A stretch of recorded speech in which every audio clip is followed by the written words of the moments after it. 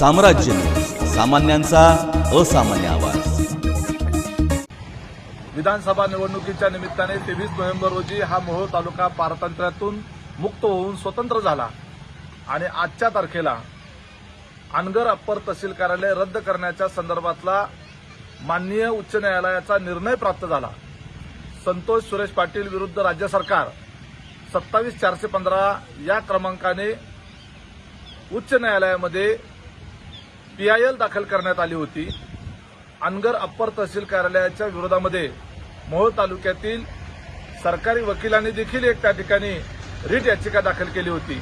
त्यातील PIL मधील याचिकेच्या संदर्भामध्ये आत्ताच थोड्या वेळापूर्वी माननीय उच्च न्यायालयाने आदेश दिलेले आहेत आणि त्या आदेशानुसार अनगर अप्पर तहसील कार्यालय निर्मिती करण्याच्या करता राज्य सरकारने जे नोटिफिकेशन काढलं होतं ते नोटिफिकेशन सेट असाइड करणं म्हणजे ते नोटिफिकेशन रद्द करण्याच्या संदर्भामध्ये आदेश केलेले आहेत। अद्याप आदेशाची प्रत प्राप्त झालेली नाही, त्यामुळं आदेशामध्ये सविस्तरपणे काय नमूद केलेलं आहे या संदर्भात प्रत्यक्ष आदेश प्राप्त झाल्यानंतरच आपल्याला सविस्तर बोलता येईल।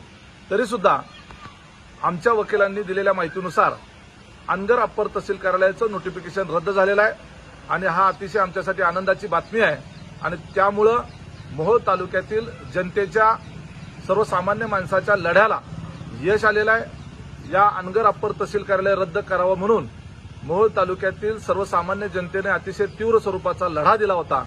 या लढ्यामध्ये अनेकांनी उपोषणं केली होती, वेगवेगळ्या पद्धतीची आंदोलनं केली होती, मोर्चे काढले होते, मोहोळ बंद ठेवण्यात आलं होतं। याच्यामध्ये मोहोळ शहरातल्या व्यापाऱ्यांनी, मोहोळ शहरातल्या नागरिकांनी आणि तालुक्यातील सर्वसामान्य जनतेने यामध्ये या आंदोलनामध्ये भरघोस असा पाठिंबा दिला होता।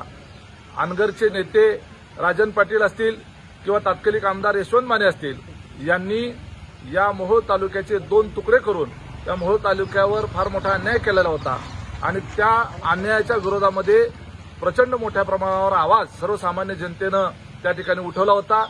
आमचा आवाज उच्च न्यायालयापर्यंत गेला आणि उच्च न्यायालयापर्यंत आमच्या भावना पोहोचल्या। ज्या पद्धतीनं अनगर अप्पर तहसील निर्मिती करत असताना कुठल्याही पद्धतीची कल्पना इथल्या जनतेला देण्यात आलेली नव्हती। प्रशासकीय यंत्रणेने फक्त 12 दिवसामध्ये अनगर अप्पर तहसील कार्यालयाची निर्मिती केली होती। राज्यामध्ये जवळपास 60 ते 65 अप्पर तहसील कार्यालयांच्या निर्मितीची मागणी असताना आणि मागच्या 10 ते 12 वर्षापासून संबंधित प्रस्ताव प्रलंबित असताना मोहोळच्या बाबतीत मात्र 12 दिवसामध्ये अनगरचं अप्पर तहसील कार्यालय निर्माण करण्यात आलं। निवडणुकीच्या पार्श्वभूमीवर परत सत्ता येते जाते माहीत नाही आणि म्हणून करता अनगरकरांनी स्वतःचं एक स्वतंत्र साम्राज्य निर्माण करण्याच्या करता या मोहोळ तालुक्याचे स्वार्थापोटी 2 तुकडे केले। ज्या अनगर गावाला जायला एकही एसटी नाही, ज्या अनगर गावाला जाण्याची कुणाचीही मानसिकता नाही, कारण नसताना जवळपास 41-42 गावांना त्या अनगर अप्पर तहसील कार्यालयाला जोडून त्या ठिकाणी त्यांच्यावर अन्याय करण्यात आलेला होता। ही अत्यंत संवेदनशील आणि आमच्या मनाशी निगडीत असलेल्या मोहोळ जनतेच्या बाबतीतली ही गोष्ट आहे आणि हा जो निर्णय त्या ठिकाणी झालेला आहे, आदेशाची प्रत लवकरच येईलच, त्याच्यानंतर सविस्तर आम्ही प्रेस कॉन्फरन्स घेऊ। परंतु आता या ठिकाणी ह्या निर्णय झाल्याबद्दल मी माननीय उच्च न्यायालयाचे आभार मानतो।